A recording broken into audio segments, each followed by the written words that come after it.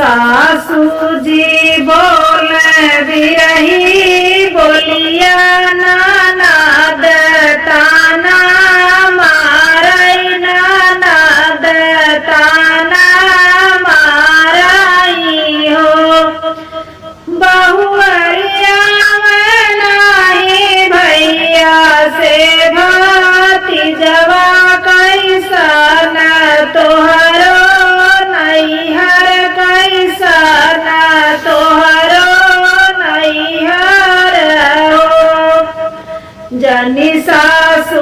बोला बिरही बोलिया ननद ताना मारा ननद ताना मारा सासू भैया पे भाऊजी के राज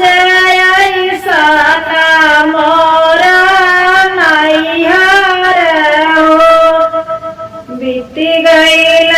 ना वही मास अवारो नावा दिन गईल अवारो नावा दिन गईल हो सासू जनमेल कुल के नायक वात हमारो लाल नवाना हो अरे अरे नागर के नौवा हालिया बेगे आवऊ हालिया बेगे आवऊ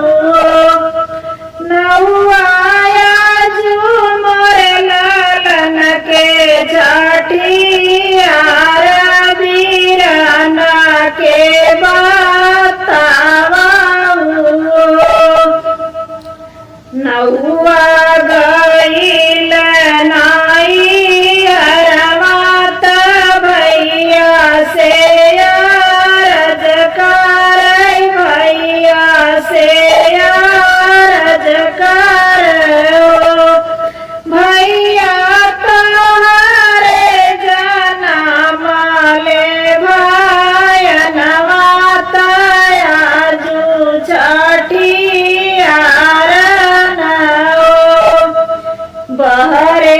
से भैया भीतर गए धाना से अरज कर धाना से अरज कर धाना देहि दाना चटक पियरिया बहिनिया घरा ले जाऊं फटली लुगरिया नादी के